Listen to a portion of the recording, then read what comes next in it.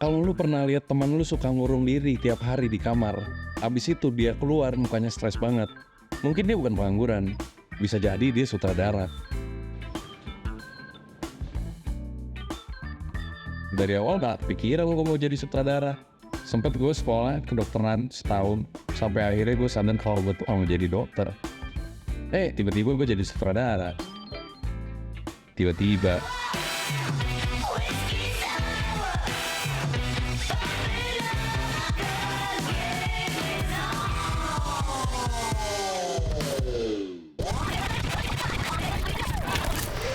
Semuanya tuh berawal dari gua waktu itu lagi SMA. Habis itu kita lagi ada kelas bahasa Inggris. Di kelas bahasa Inggris itu lagi ada namanya tuh lomba spoof. Spoof itu apa sih? Spoof tuh kayak bikin plesetan gitu. Ini buat music video.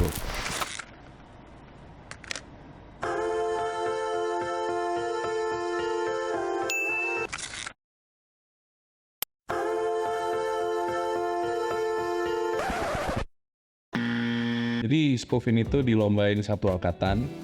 Habis itu buat kisah siapa yang menang itu pakai sistem voting. Yang votingnya paling tinggi ya pemenangnya gitu. Dan sebenarnya cuma ada Toblerone yang gede gini yang makan pizza. Tapi zaman SMA kan mantep banget ya. Bulunya bule lagi.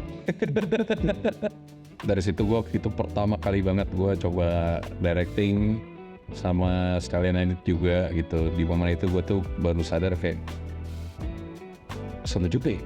Kok gue bikin ini kayaknya asik banget gitu. Sampai besok itu ada ujian ideologi, gue sampai nggak belajar. Gue bener-bener pakai malam gue bener-bener cuma buat edit doang. Dan akhirnya menang dengan 90% vote. Dari situ gue sebenarnya baru kepikiran aja kayak seru juga ya sebenarnya kerja di dunia ini.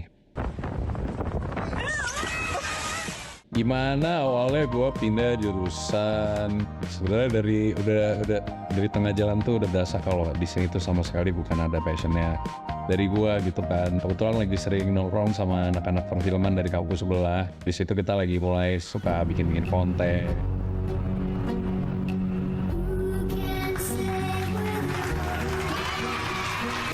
Gue mencet. Manggil. Iya mah, bentar lagi.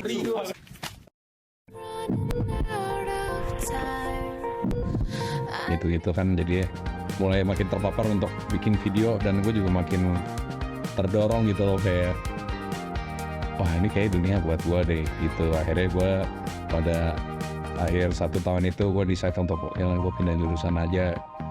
Dari situ mulailah dunia perfilman itu. Awal-awal karir gue itu dimulai dari gue jadi videographer buat fashion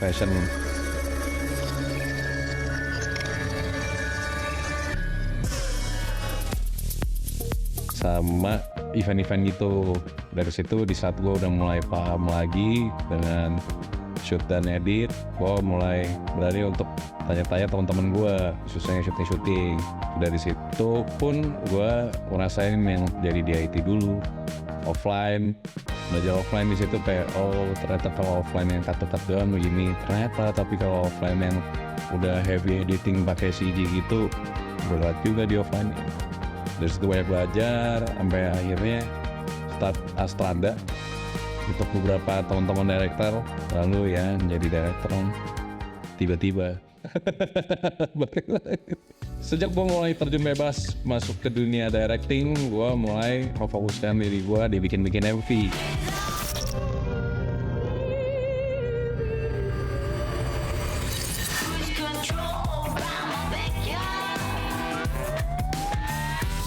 Berawal dari Adela, catatan kecil, sampai tiba-tiba dapat kesempatan untuk bikin music video untuk Nicki Etit Rising. Music video pertama dia lagi.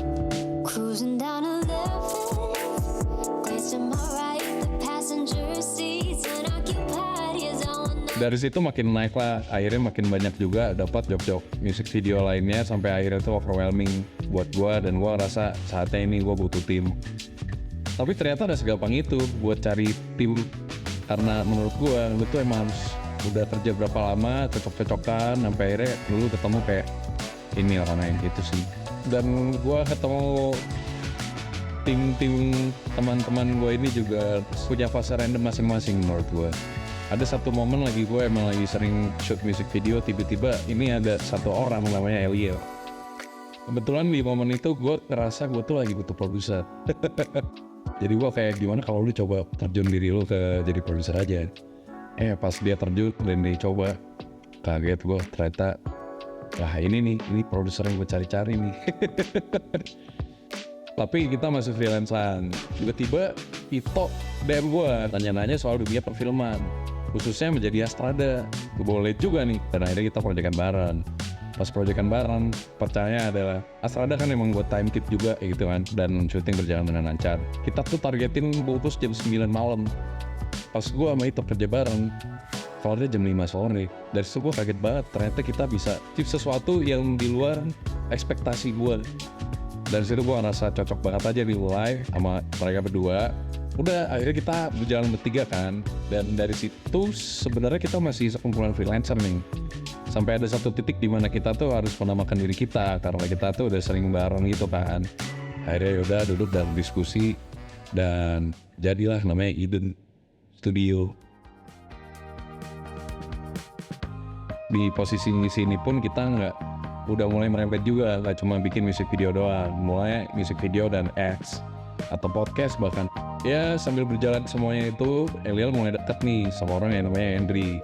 Habis itu mulai diperkenalkan ke kita, dan ternyata Henry ini juga mempunyai passion yang sangat besar dalam dunia perfilman ini. Dikenalin sama Henry, habis itu si Henry kayak, bro kalau ada syutingan ikut dong bro. Ya udah, akhirnya kebetulan kita lagi ngerjain produksi yang lumayan masif untuk skala kita pada masa itu.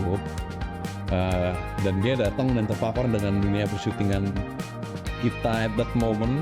Kepincut lah dia. Terus tiba-tiba dia jadi partner kita juga. Berempat ini.